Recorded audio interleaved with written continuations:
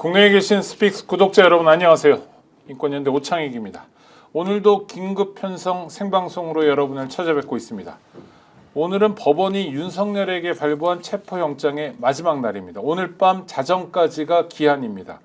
여태껏 공수처는 허송세월만 했습니다. 어느 정도 예상이 되었다고는 하지만 국가기관이 어쩌면 이렇게 엉터리일 수 있을지 의문입니다. 범죄를 진압하고 범죄자를 체포하는 기본적인 역할조차 제대로 수행하지 않는 수사기관의 앞날은 사실 정해져 있습니다. 자기 역할을 제대로 못하는 아예 하지 않는 기관을 국민의 세금으로 운영할 까닭은 없습니다. 경호처, 공수처, 검찰 등 정리정돈이 필요한 기관들이 늘고 있습니다. 오늘도 최고의 전문가 두 분을 모셨습니다. 신영원 교수님 그리고 박관천 전 행정관님 모셨습니다. 어서 오십시오. 안녕하십니까. 네, 네, 어젯밤에 그랬다고 하는데 알려진 건 오늘 아침부터 알려졌습니다. 그러니까 공수처가 경찰에게 체포영장 집행 업무를 넘기기로 했다라는 소식. 이거 어떻게 받아들여야 되는 겁니까? 그거 지금 공수처에서 말하는 것은요. 그 형사소송법상의 81조에 이렇게 명시되어 있습니다. 정확하게 구속영장의 집행에 있어 검사의 지휘를 받아서 영장을 갖다 집행한다 되어 있거든요. 그것은 어떤 거냐면요. 사법경찰관이 영장을 신청해서 검사가 청구하고 따라서 법관이 발부한 영장이지 않습니까? 그럼 법관이 검사한테 주는 겁니다. 그래서 집행지휘라는 요만한 이 도장이 찍혀 있는 게 있습니다. 칸이요. 거기다 도장만 찍어주면 사법경찰관이 집행하는 사법경찰관이 신청한 영장의 집행에 관한 절차를 형사소송법에서 규정한 겁니다. 네. 그리고 검사가 청구한 영장 있지 않습니까? 그걸 여태까지 사법경찰관에게 집행하라고 지휘한 적은 없습니다. 그렇기 때문에 어떡하냐? 주로 검사나 검찰 수사관이 집행을 합니다. 그래서 예전에 어떻게 했냐? 검찰 수사관이 작을 때는 각 지청이 있잖아. 지청이거든요. 지청마다 보면 경찰서가 있습니다. 예를 들어서 서부 같은 경우는 지금 각 서부지검 옛날에 서부지청이었습니다. 지청마다 경찰서가 한 5개씩 있거든요. 그러면은 자기들 인력이 모자라기 때문에 각 경찰서에서 파견 경찰관을 받습니다. 또는 근무 중인 경찰관을 받습니다. 그래서 그 사람들로 하여금 검찰 수사관하고 같이 나가서 집행하게 하는 겁니다. 근데 이 영장은 공수처 검사가 청구해서 법관이 발부한 영장입니다. 영장은 진짜 있지 않습니까? 저도 수사를 많이 해보지만 토시 하나 고칠 수가 없습니다. 이거는 검사도 못 고치고 사법경찰도 못 고칩니다. 오로지 법관만이 자기 도장을 찍고 다시 고칠 수가 있습니다. 그 용어를 좀 정리해 보면 일반 구독자 여러분은 헷갈릴 수 있으니까 예전에 소위 수사권 조정이라는 거 하기 전에 지휘라는 게 있었잖아요. 지휘라는 게 있었습니다. 근데 지금은 없어진 거죠. 그때도 그러니까, 못 했습니다. 네네 그렇고 그러니까 지금 얘기하는 지휘라는 거는 영장과 관련해서 그러니까 경찰에는 영장 청구권이 없으니 그렇습니다. 신청만 하고 청구권을 갖고 있는 검찰에서 영장 부분에 대해서 지휘한다는 건데 그래서 그걸 가지고 그것도 구속영장에 한해서 되어 있습니다. 그걸 가지고 준용해가지고 지금 공수처가 집행 업무 그러니까 영장 집행 업무를 경찰에 넘긴다는 건 회개한 일이다. 법률 위반이고 이것 또 하나의 윤측 대리인한테 법적 절차에 하자를 줍니다. 이렇게 할 필요 없이 깔끔하게 있지 않습니까? 수사 자체를 갖다 이첩하고 경찰에서 다시 체포영장을 신청하면 됩니다. 신청하면 되는 거고요. 만일의 경우에 아까 또 그런 말 하더라고요. 체포영장을 재신청해가지고 기간을 연장한다고요. 기간 영장만 신청해주면 절대 사법경찰관이 집행할 수 없습니다. 거기에 말 사법경찰한테 꼭 집행이 필요하면요. 이 영장은 사법경찰관이 집행해야 한다는 이유를 명시해가지고 법관의 허가를 받아 법관의 도장을 찍어줘야 됩니다. 왜냐하면은 체포영장이나 구속영장을 집행하게 되면은 집행 내역을 쓰게 되어 있습니다. 밑에다가. 그렇죠. 그럼 집행 내역에다가 집행한 자, 집행 일시 그걸 다 써야 됩니다. 근데 여기서 검사가 청구한 영장을 사경이 청구한 게 아니고 사법경찰이 청구한 게 아니고요. 사법경찰관이 집행했다. 이유도 없이. 그럼 집행자가 그렇게 되면 영장 집행 절차 자체에 대한 문제가 발생합니다. 자, 구독자 여러분 이제 우리 박관천 전 행정관께서 화를 내시는 이유를 아실 텐데 이게 위법부당한 일을 말도 안 되는 일을 공수처가 하고 있고 그것 때문에 윤석열에게 빌미만 주고 있다라는 거잖아요. 있습니다. 자, 그런데 이런 일을 이 기한이 다 돼가지고 네, 어제 네. 밤에 했다 오늘 아침에 했다 뭐 이러고 있는데 네. 공수처는 왜 이렇게 나가는 걸까요? 그래서 지금 이제 박관천 행정관님 말씀하셨지만 공수처도 재발이 저렸는 모양입니다. 오늘 아침에 이제 차장이 일종의 이제 기자 간담회 브리핑을 하는데 앉자마자 묻지도 않았는데 아직 질문 나오지도 않았는데 이러이러한 법적 근거에 의해서 우리가 이제 일종의 저쪽 예. 상대 측에서는 지금 하청이라고 썼죠. 건설 하청하냐 이런 네. 표현까지 썼죠. 아마 그걸 의식해서 그런지 우리가 이러이러한 뭐 공수처법 그리고 형소법을 검토를 해서 몇 주를 얘기를 하더라고요. 그러면서 우리가 이렇게 이런 걸로 경찰에게 이제 체포를 일종의 이제 부탁을 했다. 그러면서 지휘라는 말은 아니다. 그리고 일종의 협조 이런 거랑도 조금 차원이 다르다 하면서 굉장히 그 경찰에 대한 예의를 갖추는 듯한 이제 황당한 얘기들을 합니다. 다 사족이죠. 필요가 없는 네. 얘기였죠. 자기들이 지난번에 할 때 잘했으면 아무런 필요 없는 얘기들인데 그러니까 좀 전에 행정관님 말씀대로 벌써 상대 측 윤석열 측에서는 아주 강하게 형사소송법에 위배된다라고 주장을 하면서 네. 불법 집행이다 이제 이렇게 벌써 치고 나오는 거죠. 쓸데없는 빌미를 계속해서 줬죠. 엊그제도 방송에서 저희가 말씀드렸듯이 경찰한테 빨리 이첩을 하고 재청구를 해서 정식 절차를 다시 하든지 확실한 법적 권한을 갖고 더 이상 말 못하게 만드는 방법들 이런 것들이 필요했는데 휴일 내내 아무런 말도 없고 처장 출근을 했는데 아무런 답도 없고 있다가 밤늦게 그것도 안 그래도 어제 아무런 협조 요청이 경찰에 없는 걸로 파악이 되면서 오늘도 날 샜구나라고 생각을 했는데 겨우 이제 와서 이제 변명 아닌 변명처럼 설명을 하고 있는 거죠. 아니 우리 신 교수님도 이제 정권 핵심에서 일해 보셨으니까 네네. 만약 대통령이세요. 그래서 네네. 공수처장을 임명하면 예, 예. 오동훈 씨가 판사 출신으로 수사 경험이 없는데도 2023년 11월이었죠. 전격적으로 이제 공수처장이 됐죠. 물론 하고 싶어하는 사람 여럿 있다고 들었습니다만 이럴 때 정권 입장에서는 좀 안전장치를 마련해 놓지 않나요? 글쎄 아마 임명할 때부터 그게 거슬러 보면 지금 와서 이런 결과를 보면 네. 오늘의 그 결과를 보고 제가 전체 뉴스를 다시 리뷰를 해보면서 아 시간 끄는데 상당히 일조를 했구나. 만약에 탄핵이 별도 트랙으로 진행되지 않았더라면 이게 어쩔 뻔했냐. 아주 아찔하더라고요. 네네. 이 수사 믿고 만약에 이 수사를 거쳐서 탄핵을 간다고 그랬으면 이게 어쩔 뻔했냐. 굉장히 아찔한 생각이 들더라고요.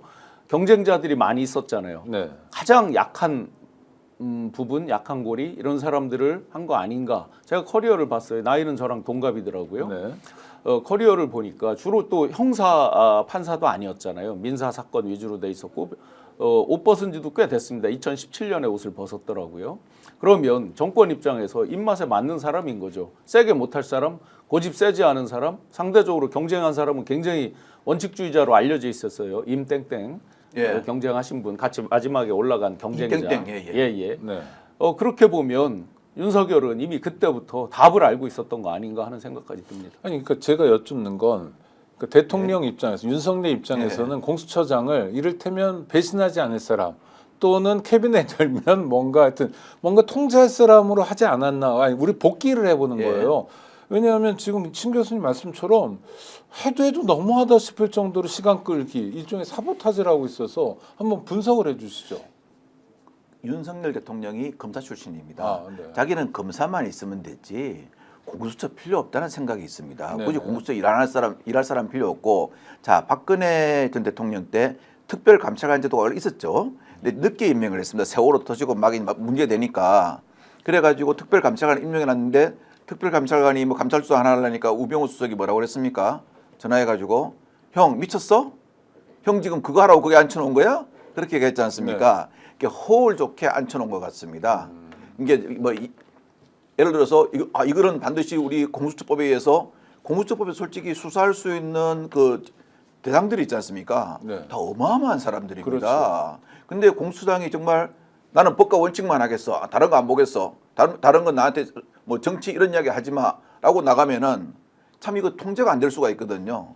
그렇기 때문에 그런 거는 내가 그냥 내 마음의 입맛에 맞는 검찰을 동원해 가지고 검찰이 하면 되고 공수처장을 임명할 수 없으니까 임명 안 하면 안 되니까 그냥 말 잘 듣는 사람 그렇게 고집 안 부릴 사람으로 임명하지 않았나 하는 솔직히 그런 생각도 솔직히 드는 건 그러니까 사실입니다. 오동훈 씨가 이제 공수처장으로 취임한 다음에 이를테면 저 감사원, 뭐 네, 국민권익위, 예. 그다음에 최상병 사건 같은 거 보면 예. 수사에서 무슨 성과를 내거나 한 건 없었던 지난 것 같아요. 4년 동안 사실은 그동안도 영장을 없었고. 제대로 네. 집행한 게 제로 아닙니까? 그렇습니다. 그런데 사실은 이제 맞닥뜨린 첫 번째 제대로 해야 되는 게 어쨌든 대통령에 대한 체포영장 과연 이걸 감당할 수 있을까? 그러니까 첫날 실패하자마자 나왔던 얘기가 맞는 것 같아요. 윤석열은 공수처에 대해서 너무나 잘 알고 있다. 그리고 좀 전에 말씀 그 연속선상에서 검찰 본인이 총장까지 해서 그런지는 모르지만 경찰에 대해서도 굉장히 까니 보는 황당한 발언들을 많이 했잖아요. 그렇죠. 실제로 네. 아래로 나중에 갔죠. 예, 네. 녹취로 터지기도 했지만 뭐 건방지다 뭐 네, 황운하 같은 애들이 예, 뭐 이런 뭐 표현들 여러 나왔죠. 얘기도 네. 했고 그러니 지금 공수처에 대해서도 얼마나 까니 받겠어요. 너무나 잘 알고 있기도 깐이 하고 온다는 게 보고. 무슨 말이죠? 죄송합니다. 그러니까 쉽게 아주 그냥 예, 예, 아래로 예. 받겠죠. 네, 네, 네. 그러니까 쟤들이 와봤자 우리한테 어떻게 하겠어. 뭐 이런 것들이 이제 강하니까 개 끌고 산책도 하고 뭐 이런 것들이 막 안에서 벌어졌던 거 아닌가 싶습니다. 그러면 예. 일단 경찰은 지금 답을 아직 안 하고 있죠. 아까 경찰도 보니까 절차적 위배가 있어가지고 네. 하기 어렵다는 속보가 나왔더라고요. 아, 그렇습니까? 그러니까 예. 법률 검토를 해보겠다라는 신중한 입장에서 못한다로 예. 입장이 명확히 밝힌 겁니까? 예, 아까 네. 속보가 나왔더라고요. 아, 속보가 네네. 나왔고 그 다음에 또 하나 문제는 뭐냐면은 수사는 여전히 공수처가 하겠다라고 이야기를 합니다. 그렇죠. 이첩 안 하겠다는 예, 거죠. 수사는 이첩 안 하고 공수처가 하겠다 그러는데요. 이걸 보고 이거는 경찰이 한 말이 아니고 정확히 말씀드리면 검찰 수사관이 그러더라고요. 잘한다. 꽁도 못 잡은 사람이 어떻게 멧돼지 잡느냐. 멧돼지 잡다가 받쳐 죽는다 그러더라고요. 좀 이런 건좀 멧돼지는 뭐 특정 인물을 아니, 얘기하는 특별한 건 건 아닙니다. 큰 네. 동물을 말하는 거죠. 그 작은 사건 여태까지 공수처가 4년 동안 기소를 해서 유죄받은 게 거의 제가 보기에는 기억이 없습니다. 뭐 조희연 교육감 정도. 예, 그 정도, 네. 그 정도. 그 다음에 구속영장도 해가지고 아마 구속영장 발부 하나도 안 됐었죠. 네, 거의 기억이 예, 없습니다. 예. 저도 그렇게 기억이 없는데 지금 이거는 국가 원수가 즉 대통령이 관련된 내란죄 사건입니다. 네. 과연 이걸 감당해낼 수 있을까요? 그래서 그때 당시에 제가 이런 기사를 본 것 같습니다. 검찰이 이걸 갖다가 공수처가 하라. 다 우리 이제 기관 간에 문제가 있으니까 다투는 모습 밖으로 싸움하는 거 보기 싫고 검찰이 해라라고 공수처가 하라고 했을 때 그 어떤 논설위원이 그 보수 언론입니다. 네. 논설위원이 독이든 잔을 받아든 공수처 그러더라고요. 감당할 수 있을까 그랬었더라고요. 근데 그게 참 독이든 성배라고 썼더라고요. 근데 그게 지금 보니까 딱 맞는 것 같습니다. 그 표현이요. 네, 말인지 막걸리인지. 잠깐 막 예. 속보가 나와서요. 네네. 지금 네. 우리 박관천 전 행정관 말씀해주신 신정훈 국회 행안위원장하고 더불어민주당 국회의원들이 오전에 예. 경찰청 국가수사본부를 찾아갔습니다. 이런 건 잘하는 것 같아요. 국회 예, 역할. 예. 그래서 우종수 본부장이죠. 국수본부장을 만났는데 여기서 나온 얘기가 박 행정관 말씀해 주신 것처럼 법률적으로 문제가 있다. 예. 그래서 제2처벌하면 우리가 한번 열심히 해보겠다. 그렇습니다. 그래야 네네. 됩니다. 진짜 경찰- 말인지 막걸리인지 한번 네. 상식적으로 생각을 해보세요. 농사 짓는 거 그리고 가서 수확하는 거 이거 박지원 의원이 한 얘기입니다. 네. 당신들이 가서 알곡을 걷어갖고 와 창고는 우리 창고에 쌓아놔. 이렇게 했단 말이에요. 네네. 체포를 해서 공수처로 데리고 와. 공수처에서 계속 수사할게. 그런 다음에 또 한마디가 또 더 어이가 없어요. 일정 단계에 달하면 검찰에 이첩하는 것도 제일 고려하고 있다. 제2첩도 고려해 볼 수 있다. 네, 고려해 볼 수 있다. 말장난 그러면 같아요. 네. 잡아와서 수사는 자기들이 하고 싶고 또 어느 단계가 되면 또 검찰에 이첩하고 그러면 지금 결과적으로 보면요. 시간 끌기를 한다는 뜻밖에 안 되잖아요. 그렇죠. 하다가 다시 넘기고 이 한 번 절차 바뀔 때마다 필수적으로 들어가는 절대 시간들이 있잖아요. 예. 그러니 상대적으로 윤석열 입장에서 얼마나 만만하게 받겠습니까? 오늘 나온 말이 뭡니까? 안가 포함해서 제3의 장소에서 조사를 받겠다. 경찰에서 한다고 한다면 네. 또는 서면으로 조사를 받겠다. 아니 이건 그럼 원리가 똑같은 거 아니에요? 김건희 검사들 휴대폰 다 반납하고 한 거랑 똑같은 거예요. 어디다 대고 지금 피의자인데 자기가 일종의 조사 장소 쇼핑을 합니까? 아니 지금 윤석열은요 탄핵이 가결된 직업이 검사가 아니고 대통령입니다. 자기가 검사가 아닙니다. 자기 마음대로 소송법에 따른 법률에 따른 조사 장소를 여기로 해달라 저기로 해달라 할 권리가 전혀 없습니다. 그렇게 말을 한다면은요 우리나라에 검찰청사도 필요 없고 경찰청사도 필요 없습니다. 아유 전부 다 저도 그러고 싶습니다. 아, 저도 징역 10년 나오면 그냥 집에서 반성하고 예. 있으면 되잖아요. 10년 동안. 그러니까 뭐 이런 예, 이런 그렇죠. 식이죠. 예, 네. 예. 형집행도 아, 그렇고 역시 수사도 우리 그렇고. 처장님께서 정확하게 저 표현을 하십니다. 말씀하셨습니다. 비교를. 예. 하여튼 지금 그러면 일단 수사가 혼선을 빚고 있고 이게 윤석열의 의도대로 되고 있는데 네, 사실상 신 교수님 말씀처럼 만약에 국민의힘이 주장하는 것처럼 그래도 수사를 좀 기소라도 해놓고 탄핵을 하면 어땠냐 했으면 정말 큰일 날 뻔했네요. 네, 그리고 그렇죠. 헌법재판이 진행되고 있는 게 큰일 탄핵 나죠. 심판이 진행되고 있는 게 천만다행인 거고 그럼 지금도 수사는 정상화시켜야 되는데 역시 방법은 경찰로 재이첩한다. 이제는 거의 명확해지는 것 같습니다. 이들의 이제 밑바닥은 다 봤고 봤죠. 말이지 막걸리인지 왔다 갔다 하는 네. 것도 다 봤잖아요.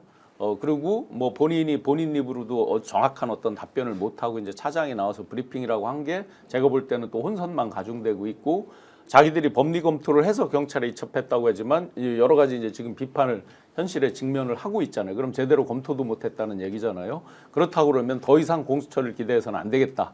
경찰에게 온전히 다 넘기고 경찰이 다시 영장 청구를 영장 청구는 공수처는 영장 처형을 대행할 수는 있는 거고 검찰에다가 이제 하겠죠. 이 단계가 됐으면 그리고 거꾸로 이제 검찰도 지금 이 정도에서는 그 영장 청구된 거를 무시하지 못한다. 어떻게 무시합니까? 요 체포영장도 불행한 사람에 대해서 그리고 신 교수님 법 조항은 엄격하게 써야 됩니다. 그 근거로 든 형법 81조는 사법경찰관이 신청한 구속영장의 집행에 있어서는 검사의 지휘를 받아 영장을 집행하는 데 있습니다. 네. 이게 정확한 법 조항입니다. 네. 이건 사법경찰관이 신청한 구속영장도 아니지 않습니까? 체포영장 검사가 청구한 체포영장입니다. 그 질이 다릅니다. 여기다 갖다 대가지고 믹싱해 버리면요 안 되고 그래서 처음부터 저 국힘 쪽이나 이쪽에서 보수 쪽에서 국힘 쪽에서 주장한 게 그거였습니다. 대통령이 도망갈 확률이 있냐? 불구속 수사하는 게 원칙이다. 불구속 수사가 원칙이라고 그랬거든요. 네. 불구속 수사하면은 저 공수처장이 이야기한 것처럼 출석해 주시기를 기대하고 있어야 됩니다. 그 언제 출석할지도 모르고요. 한번 와가지고 좀 수틀리면은 몸 아프다고 들어가 버리고 나 일이 있어 못 한다 그러고 그렇죠. 일단은 뭐 네. 말씀하신 거 서면으로 먼저 해보자 이러고. 서면으로 네. 먼저 해보자 그러고 그러면은요 이 수사 제가 보기로는 한 10년 겁니다. 네. 그건 안 된다는 거죠. 두 가지 전에 보통 구속하는 게 이제 증거인멸과 도주우려잖아요. 도주인멸이죠. 근데 이들은 이제 도주우려가 없다라고 얘기하는데 이제 도주의 범주를 어디까지 해석하느냐의 부분인데 예. 경호처 강력히 막았잖아요. 그렇죠. 체포에 불응했잖아요. 예, 그러면 맞습니다. 일단 그는 도주의 의사가 있는 것으로 대부분 관주가 되는 거잖아요. 1차적으로. 그리고 도주 우리는 어떤 또 있다 그러냐면요 범죄의 혐의가 중대하여 법관으로부터 엄한 처단형이 예상될 때 네네. 도주 우려가 있다고 간주를 합니다. 또 한 가지 더 중요한 게 있습니다. 지금 오늘 이제 국가기록원에서 기록물 폐기를 금지한다라고 이제 다 공문도 보내고 했지만 이게 과연 실효성이 있습니까? 지금 벌써 12월 3일 날 예.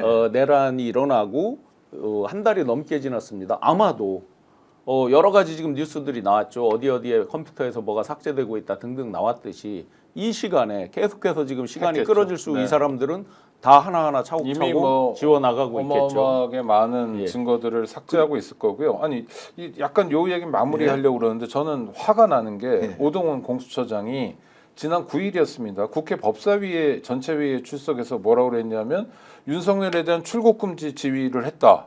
그렇죠? 그다음에 11일에는 뭐라고 그러면 긴급 체포 또는 체포 영장에 의한 체포를 시도하겠다. 윤석열에 대해서. 이게 12월 11일이에요. 공수처에서 열심히 수사하고 있다. 충분한 의지를 가지고 있다. 이렇게 강조했는데 와 이러면서 한 달을 끌었네요. 결과적으로. 근데 그런 의지를 갖고 있다 그랬는데 지금 나온 말이 네. 오늘 이것도 굉장히 황당한 얘기인데 경호처에서 그 정도로 저항할지 예상을 못했다 이랬어요. 그리고 그러니까요. 나와서 한 말은 1000명을 투입해도 어려울 것 같다. 그 말 한마디가 이미 모든 답을 말하고 있거든요. 이미 기세에서도 졌고 현실에서도 준비 과정에서도 진 거 아니에요. 뭘 예상 못합니까? 의지도 없었다. 예, 의지가 없었던 거지 뭐를 예상 못해요. 당연히 강력히 저항하겠다고 이미 표방을 하고 있었는데 예상을 못할 정도라면 자기들이 미리 사전 협상해서 경호처와 어떤 형식과 뭐 예우면 예우, 뭐 모양새는 모양새를 갖추어서 어떻게 자기 발로 걸어 나오게 만들겠다 이런 게 협의됐었어야지 예상을 못하는 거죠. 공수처장 오동훈 씨도 내란 공조 세력이다라고 규정할 수밖에 없는 상황인데요. 자, 윤석열의 체포를 맡는 사람 중에 이 사람도 있습니다. 박종준 경호처장인데요. 싱크가 준비되어 있습니다. 함께 보시죠. 국회의원도 회기 중 체포를 위해서는 국회의 동의를 받게 되어 있습니다. 그런데 사법 절차에 대한 편법, 위법 논란 위에서 진행되는 체포영장 집행에 대해 대통령의 절대 안전 확보를 존재 가치로 삼는 대통령 경호처가 응한다는 것은 대통령 경호를 포기하는 것이자 직무유기라고 판단하였습니다. 만약 이러한 판단에 오류가 있다면 저는 어떠한 사법적 책임도 감수하겠습니다. 일부 언론과 정치권에 요청합니다. 더 이상 대통령 경호처가 개인 사병으로 전락했다는 모욕적인 언사를 삼가 주십시오. 네, 이 핵심은 이런 겁니다. 국회의원이 있고 대통령이 있는데 네. 둘 다 선출직 공직자긴 하지만 국회의원 300이고 대통령 하나니까 훨씬 더 중요한 사람. 이렇게 이제 가르마를 타고 국회의원 정도도 체포하려면 국회 동의를 얻어야 되는데 대통령을 체포하려는데 자식들이 어디다 대고 이런 얘기예요. 지금 보니까. 그러니까 자기는 국가를 위해서 일하는 사람이고 나를 모욕하지 마라. 어떻게 봐야 됩니까? 농담드리면 네. 국회의원 아니잖아요. 국회의원은 국회 아니 동의를 그러면 얻어서. 대통령은 더 중요한 사람이니까 이러지만 국회의원 아니, 법에 없잖아요. 그게. 법 그렇죠. 네. 법이 중요한 거죠. 제가 또 좋습니다. 제가 하나하나 반박해 드릴게요. 네. 자, 국회의원은 회기 중에 동의를 얻어야 된다 그러죠. 국회의원은 모든 범죄에 대해서 체포할 수 있습니다. 단 회기 중에 동의를 얻어야 됩니다.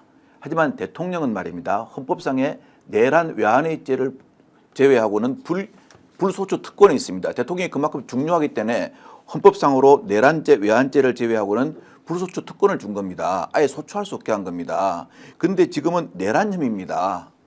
내란 혐의이기 때문에 이 박종준 경호처장이 말하는 것은 말이 맞지 않습니다. 저번에 경찰대 나오셨죠? 네. 경찰대 법학과에서 만약 저리 가르친다면요.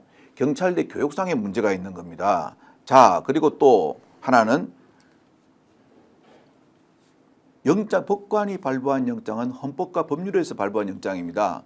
그거에 대해서는 누구도 부정할 수 있는 권한이 없고 특히 대통령 경호처장이 그 영장이 적법한가 불법한가에 대해서는 판단할 어떠한 법적 근거도 없고 판단하면 안 됩니다.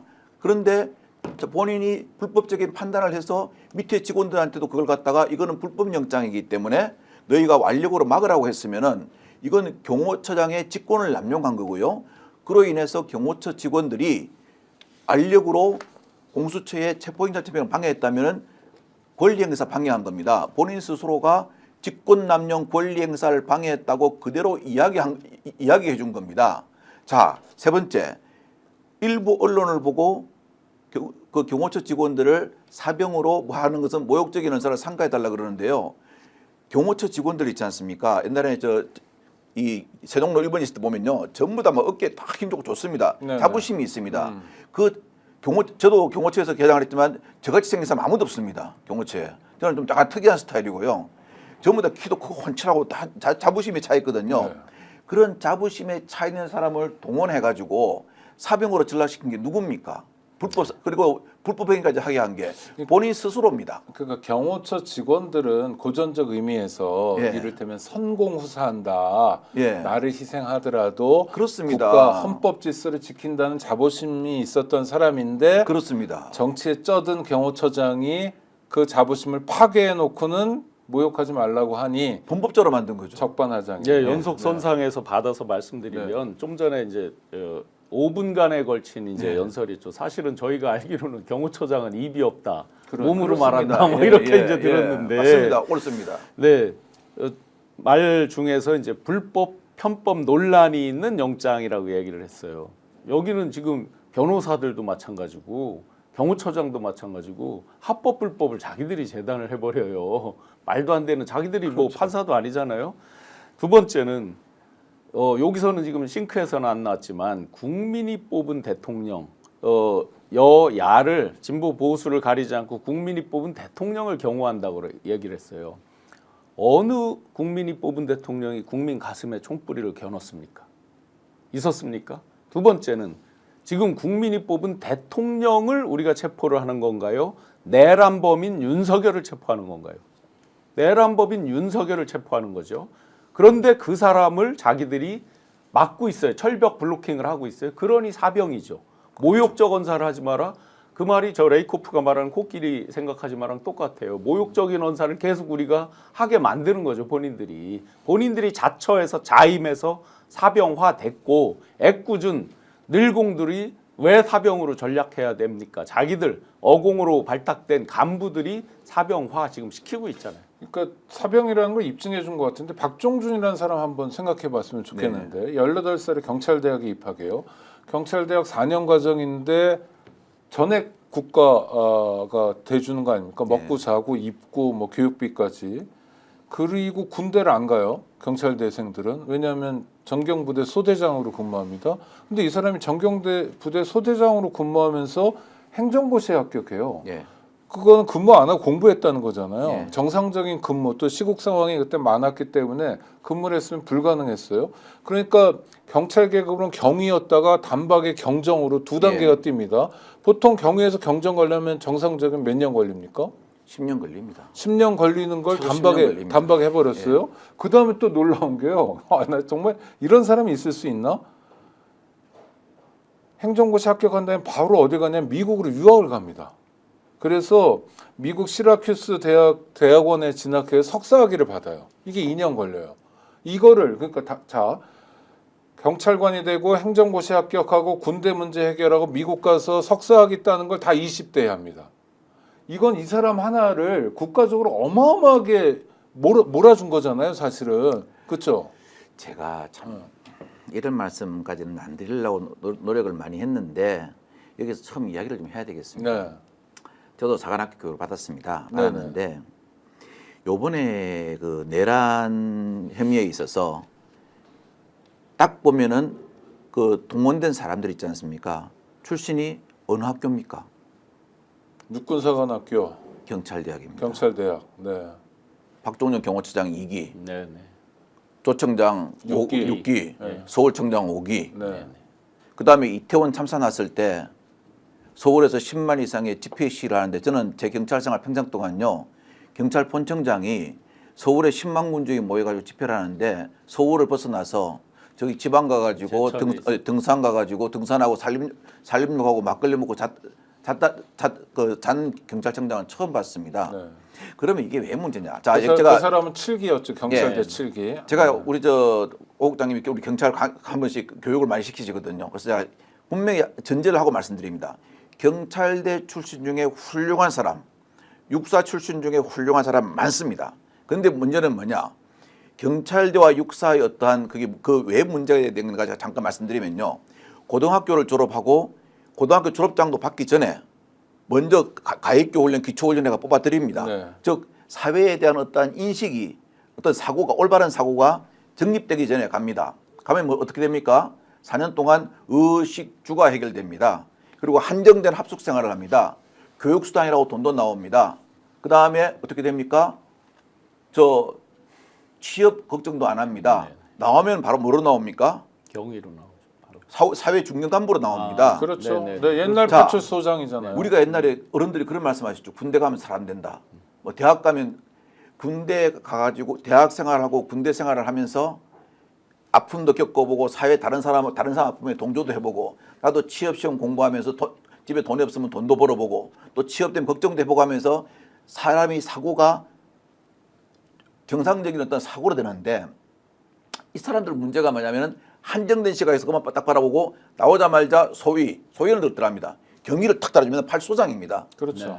그럼 이 사람들은 어떤 생각을 가지고 있냐? 다른 남의 어떤 공감 능력보다는 내가 어떻게 해가지고 빨리 출세해서 몇 개를 더 달까 이 생각 외에는 아무것도 없어지는 겁니다. 그리고 지금도 경찰대가 있는데 지금 뭐 하냐면 경찰대 예. 출신들이 대부분이 로스쿨을 가요. 네. 아시고 계시잖아요. 예. 그런 인력을 우리가 왜 키워야 돼요?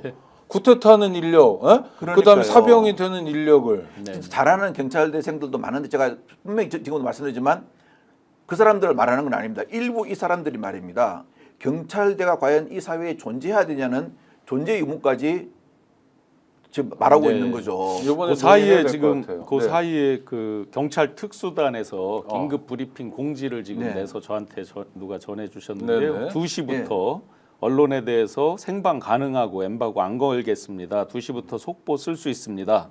장소는 2층 기자실입니다. 부단장이 먼저 백불 한 다음에 카메라 퇴장하고 백불 부단장이 브리핑 한 다음에 카메라 퇴장하고 백불 순으로 하겠습니다라고 경찰 특수단에서 지금 긴급 이야기했네요. 브리핑을 예. 했는데 네. 2시부터니까 좀 이따 할 텐데 그 그거는 내용이 아마 아까 네. 저 얘기했던 그 내용일 겁니다.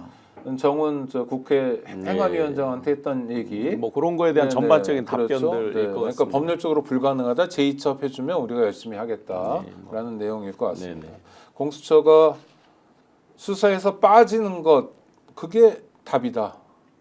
지금은 아까 확인한 바와 네네. 같고요. 예. 네. 그럼 경호처도 지금 박종준의 태도로는 앞으로도 계속 해보겠다는 건데요. 박종준은 지금 이제 직접 동영상으로 이렇게 얘기를 했지만 아침에 이제 모 의원께서 방송에 나오셔서도 얘기를 했지만 경호본부장 이광우 그 경호본부장 뭐 보직이 바뀌어서 이제 아마 안전 네. 본부장으로 바뀌었죠.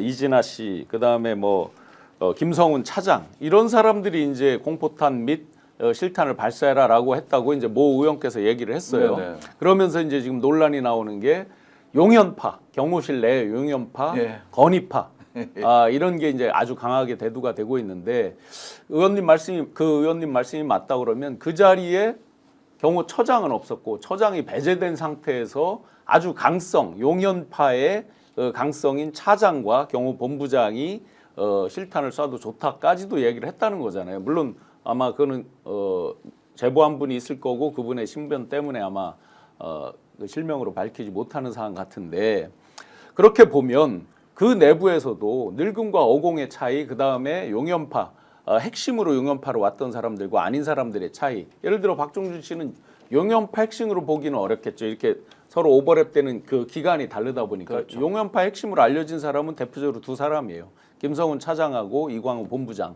그들이 그날도 1월 3일 날도 막 손짓하면서 저 원거리 카메라에 잡힌 사람이 네네. 있어요.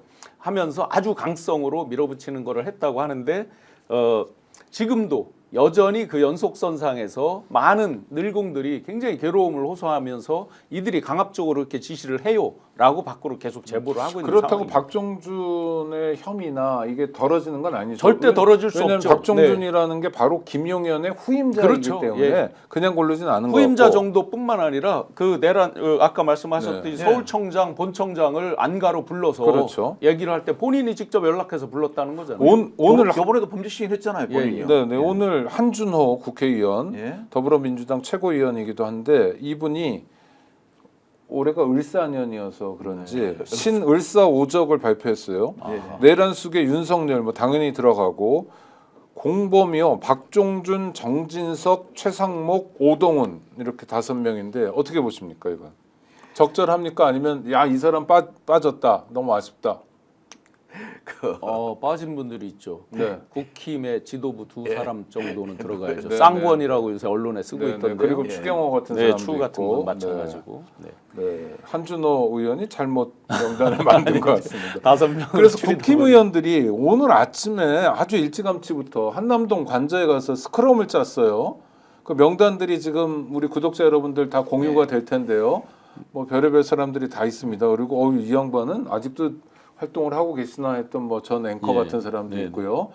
국회의원들 대체로 지역구는 저 화면에 나오고 있는데 지역구는 뭐 나경원처럼 서울도 있지만 경북 지역구가 되게 많은 것 같고 경찰관 출신도 많네요. 서천호, 김석기 뭐 이런 이철규 다 경찰관. 처음에는 이만희. 30명이었었는데요. 네. 그리고 원회가 있었는데 나중에 보니까 더 늘어가지고 지금 40명이거든요. TK, PK 거의 다 있고요. 네. 거기에 이제 충청 일부 예를 들어 장동혁 같은 사람도 이제 거기 있고 나경원 뭐 등등도 지금 포함되어 있습니다. 이 효과가요.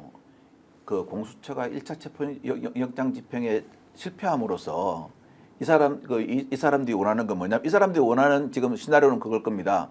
내란 혐의가 위법이냐, 적법이냐, 이것이 대통령이 헌법과 법률을 위반했냐, 안 했냐로 나가는 게 아니고 이거는 보수와 진보의 정치적 이념 싸움이다. 네. 어제 박종영 수상도 그러지 않습니까? 자기는 보수와 정치 이건 모른다. 네. 어디 경우만 한다 이런 식으로 이야기하지 않습니까? 이런 어떠한 프레임으로 몰고 가는 정치 싸움으로 몰고 가는 겁니다. 몰고 가가지고 그냥 슥슥슥슥 뭉개가지고 이식시키려고 하는 거거든요.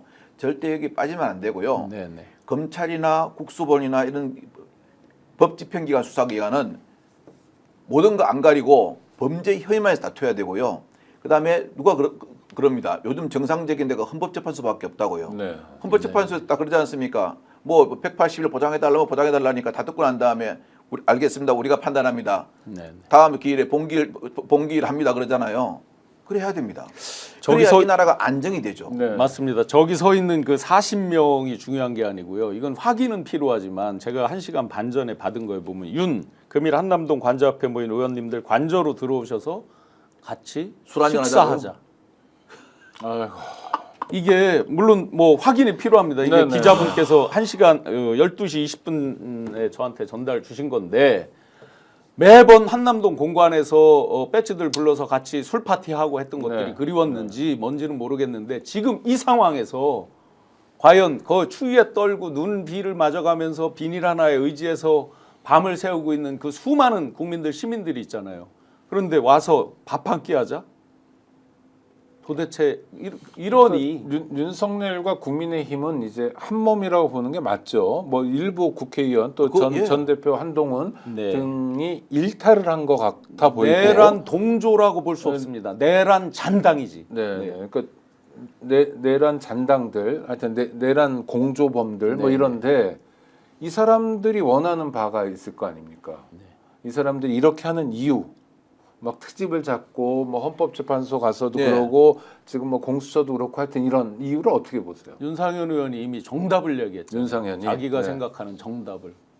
국민들 다 레민과 같다고 취급하는 거죠. 때가 되면 다 까먹어. 때가 되면 우리 또 찍어줘. 이거죠.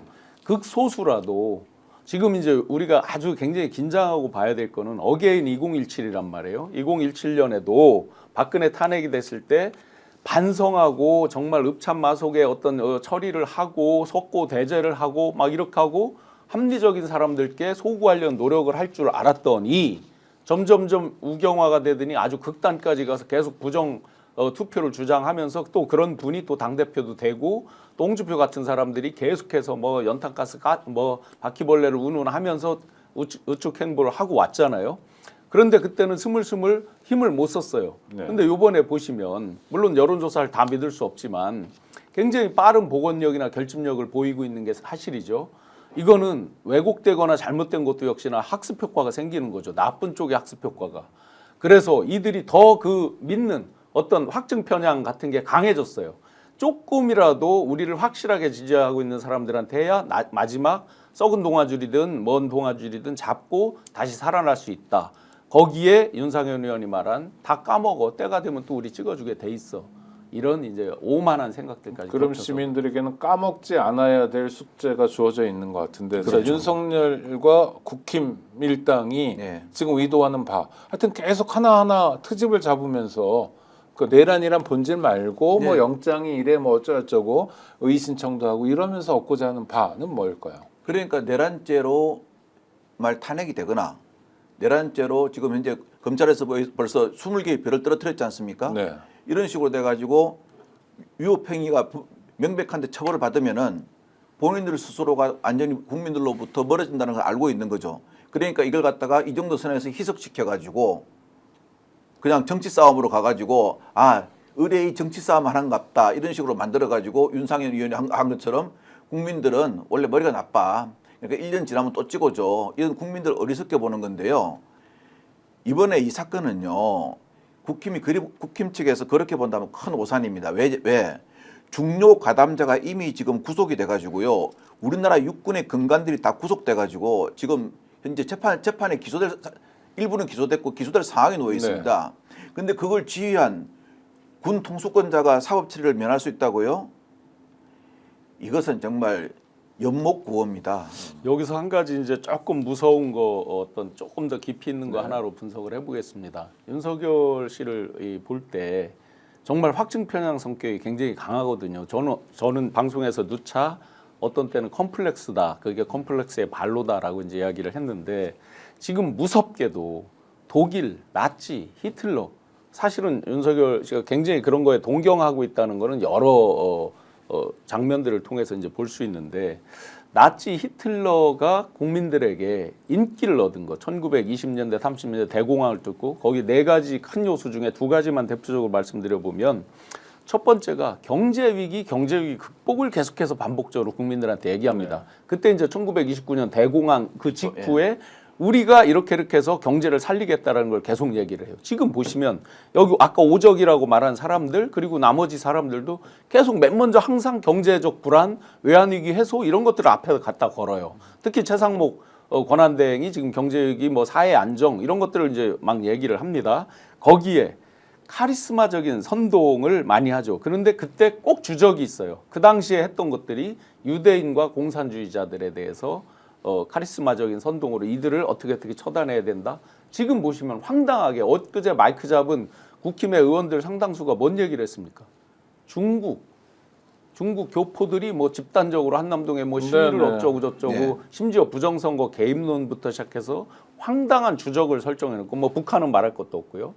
선전선동을 하면서 전선을 명확하게 하면서 이게 좀 더 나아가면요. 친미와 친중 이렇게 해서 딱 갈라치기 프레임을 걸어버리는 거죠. 그러면서 주적을 정확히 나누는 것.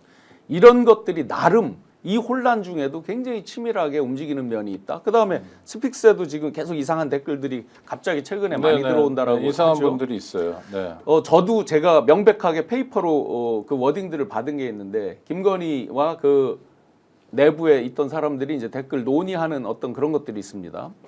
그 뒤에도 그리고 옛날 제가 이제 공개했던 것 중에 보면 그 N번방처럼 N-20 방하고 N- 그게 이제 120번까지 쭉 있잖아요. 대선 캠프 때 했던 것들. 지금 혹시라도 그런 것들이 재가동되고 있는 거 아닌가 이 와중에 뭐 그럴 이런 수도 의식까지도 있겠죠. 뭐 듭니다. 앉아서 뭐 하겠습니까? 윤석열 부부가. 근데 경제 말씀을 하셔서 두 분 다 뭐 저도 마찬가지 다 경험한 건데 대한민국은 거의 예외 없이 언제나 일본보다 경제 성장률이 높았어요. 그런데 일본보다 경제 성장률이 낮은 때가 두세 번 정도 있는데 딱 한 번이 언제냐면 80년 5.18 때. 전두환이 구테타하고 광주 학살하고 그러니까 그 당연히 성장률이 높죠. 그 전두환 때 다 좋았다 그러는데 거짓말이거든요. 처음 엉망진창이었어요. 그다음에 언제냐면 우리 다 아는 1998년 IMF부터 구제금융 때 그랬고 그 다음에 놀랍게도 2023년이에요. 지금입니다. 지금이에요, 지금. 그러니까 2024년 통계는 아직 안 나오는데 시간이 지나야 되니까 2023년에 국내 총생산 성장률이 일본이 1.9인데 한국은 같은 기간 1.4여서 0.5% 차이가 벌어졌거든요. 늘 우리가 앞서고 있는데 2023년에만 우리가 일본보다 떨어졌다는 것. 이건 뭐냐면 여러 가지 조건이 사실 비슷하잖아요. 일본도 수출해 먹고 살고 뭐 어쩌고 반도체 똑같고 그런데 이건 뭡니까? 이건 윤석열 정권이 정말 경제를 엉망진창으로 만들어 놨다는 거고 중도지인 한국 일보는 오늘 뭐라고 그랬냐면 일면에 경제 생각해서 최상목 좀 권한대행 역할 좀 해라 이런 거였거든요. 이런 차원에서는 어떻게 보셔요? 저는요 이 정부 들어서 놀랬던 게 있지 않습니까? 정말 우리가 그 예전에 춘궁기라고 있었죠. 그 농사 지을 때도요 종자 씨는 손대지 않습니다. 왜냐하면 그걸 하면 농사를 못 짓기 때문에요. 저는 이 정권 와서 외환평전기금을 손대는 걸 보고요 정말 속된 말을 좀 하면 겁대가리가 없구나 하는 생각을 했습니다. 외환평전기금을 손대면요 이 자원을 수입해서 뭐를 만들어서 파는 우리 같은 국가는요 이건 망합니다. 이거는 저 배고프다고요 올 봄에 파종할 벽씨를 있지 않습니까? 종자씨를 갖다가 밥에 먹는 거하고 똑같습니다. 그 이런 짓을 하니까 우리가 항상 뭐라고 그럽니까? 아, 우리 경제가 일본 경제를 몇 년 되면 따라잡을 거야, 몇 년 되면 따라잡을 거야 하는 가지고 우리가 국민들이 상당히 많이 좀 이렇게 고조되어 있지 않습니까? 이런 방금 국장님께서 말씀하신 이런 현상이 일어나는 겁니다. 그 뭐 경제 전문가 입장에서 여기서 또 하나 빠진 부분이 있죠. 네. 뭐냐면 윤석열이 본인 입으로 뭐라고 했습니까? 대국민 담화할 때 10월 20 며칠 날 할 때 견고하게 외적으로 성장하고 있다 이런 표현을 했어요. 맞습니다. 거시 지표로 보면요. 그렇게 뭐 추락했다 나쁘다 이렇게 볼 수가 없어요. 그냥 지표상으로만 보면. 그러니까 성태윤 정책실장 제가 대학 때부터 친구인데 그 친구도 마찬가지로 그런 비슷한 얘기를 국회에서도 하고 발표도 했습니다. 그런데 여기서 아주 결정적인 흠이 있습니다. 일부 예를 들어서 반도체, 조선, 뭐 철강 몇 가지 이제 특정 품목들, 자동차 등등이 끌어올리고 수출 주도로 해서 큰 지표에서 착시가 일어납니다. 무역 수지에서의 일부 큰 종목들의 이제 업종들의 흑자. 그런데 지금 어떻게 됐습니까? 그 와중에 그럼 이렇게 지표가 좋으면 자영업자들이 왜 이렇게 문을 닫아요? 그리고 부채가 가계부채, 기업부채는 말할 것도 없어요. 어마어마한 기업부채가 지금 2,600조가 돼 있는 상태예요. 그리고 지금 이 12월 3일 내란 친위 쿠데타 이후에 900조 가까이가 이제 흔적도 없이 없어진 거죠.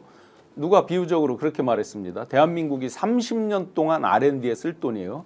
우리나라 국가 예산의 약 1.4배 이상 됩니다. 네. 이게 지금 흔적도 없어졌어요. 마중물 효과에 의해서 어떤 승수가 창출되고 선순환이 도는 게 막혀버렸죠.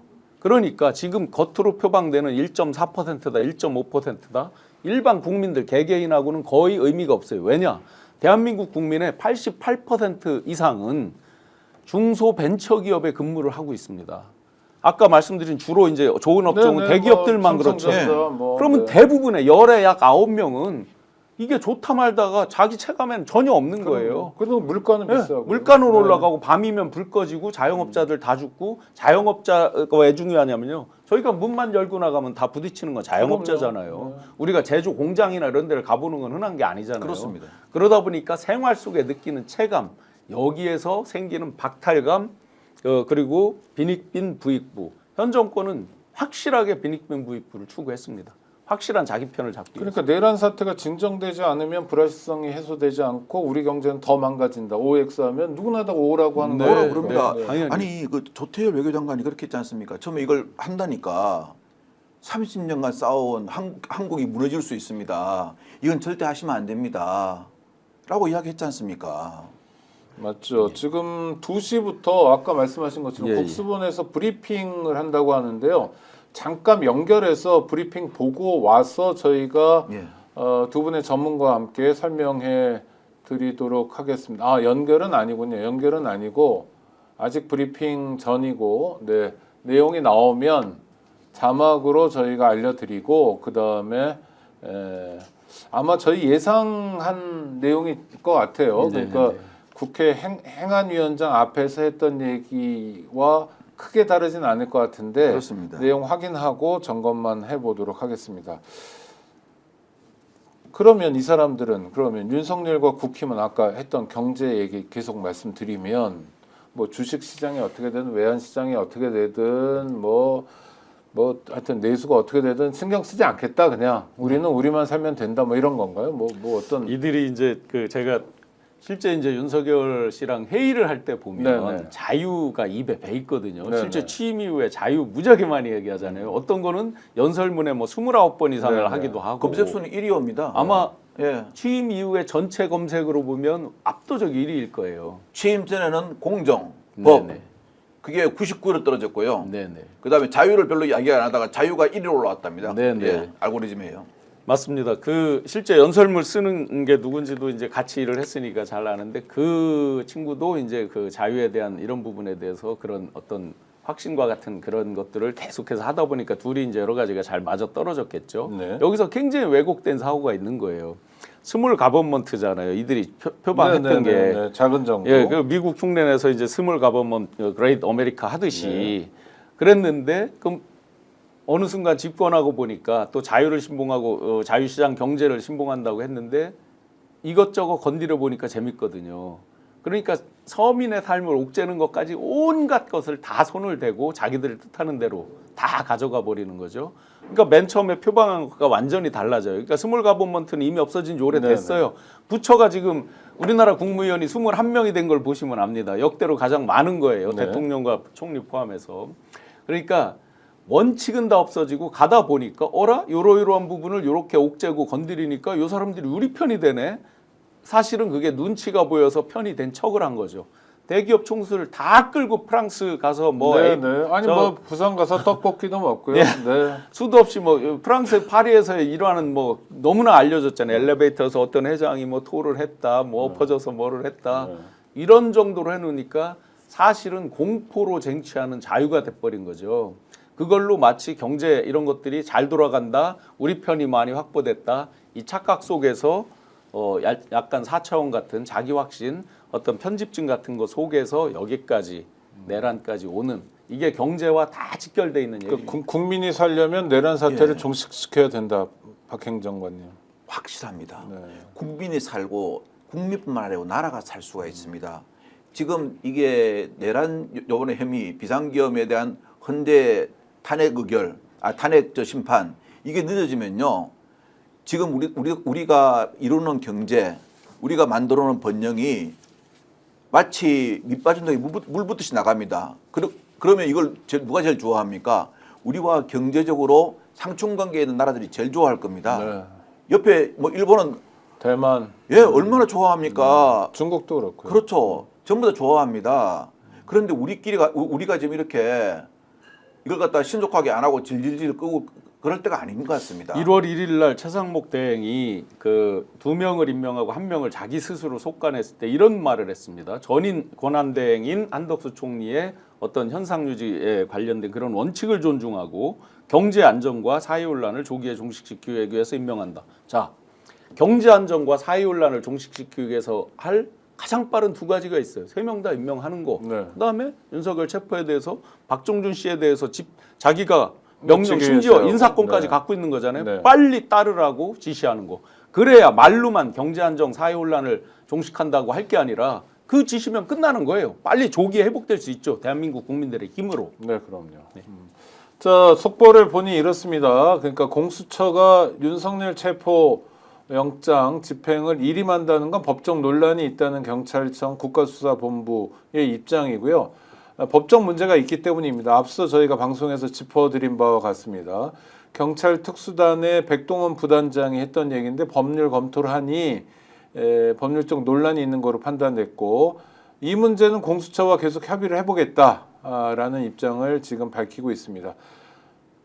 하루속히 이 문제를 해결해서 빨리 윤석열을 체포하고 수사에서도 성과를 냈으면 하는 국민적 바람이 있다는 거 말씀드리면서 오늘 긴급 편성으로 보내드린 방송은 마무리하려고 하는데 혹시 두 분 뭐 하실 말씀 있으신가요? 지금 있잖아요. 네, 계속 박관찬 협의한다 그럽니다.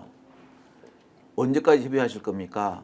한남동 노상에서 20대 우리 젊은 청년들과 젊은 여자 대학생인 그다음에 죄 없는 국민들이요 눈보라 속에서 비닐 하나 쓰고 자칫하면은 정말 큰 불상사가 날 수도 있습니다. 그리고 무슨 한남동 대로가 휴전선입니까? 양쪽으로 갈라져 가지고 저렇게 하고 있는데도 오히려 그걸 갖다가 책임지고 해결해야 될 여권과 대통령은 이걸 부추기고 있습니다. 수사기관 정신 차려서요 하루라도 빨리 모든 것이 안정화될 수 있도록 명명백백하게 해주시길 바랍니다. 오늘은 급기야 그들의 승리감에 도취돼서 윤석열이라는 사람은 매사 승패만 재단을 하거든요. 이기느냐 지느냐. 그러니까 자기는 평생 이기고 사는 거예요. 그 승리감에 도취돼서 그 추종자들이 지금 한남동 앞에서 비상계엄 상장 장사를 한다 해서 상장 그것까지 사진에 나왔습니다. 거기서 돈벌이를 하고 있는 거죠. 오죽하면 이런 혼란상 수많은 국민들이 정말 눈비를 맞으면서 비닐 하나로 의지하고 자기 체온으로 자기 열정을 불태우면서 그렇게 있는데 또 그 와중에 이렇게 되다 보니까 홍준표 같은 사람들이 내라는 이재명이가 지금 저기를 하고 있다라고 강력하게 아주 하면서 헌재에도 이재명의 부역자가 있다 이런 식의 이제 황당한 주장 거기에 또 한술 더 떠서 안철수 같은 사람이 이제 민주당이 총칼만 안 들었지 계엄군이나 마찬가지다라고 황당한 양비론을 또 주창하고 나옵니다. 이준석 이 와중에 이재명 대표를 이길 사람 나밖에 없다. 다 각자 자기 장사만 하는 자기 거예요. 장사만 네. 하고 지금 국민적 어떤 열망 이 위기를 어떻게 극복하냐는 없고 콩밭에 가 있습니다. 자, 혼내줘야 됩니다. 이런 네. 것들을 조기에 딱 하나 없애기 위해서라도 그 허세 떨고 그 위세당당하던 그 모습 그대로 자기 발로 걸어 나오시라. 그럴 가능성은 별로 없지만 없습니다. 만약 그렇다면 그나마 뭐 평가는 아니어도 그나마 사람으로서 그렇게 저질은 아니라고 평가할 수 있을 것 같은데 윤석열이라는 사람 그럴 사람 아닌 것 같고요. 스픽스에서 연일 지금 생방송으로 보내드리고 있는데요. 우리 구독자 여러분 계속 구독해 주시고 좋아요 눌러 주시면서 저희 성원해 주시기 바랍니다. 지금까지 신영환 교수 또 박관천 전 행정관과 함께했습니다. 구독자 여러분 감사합니다.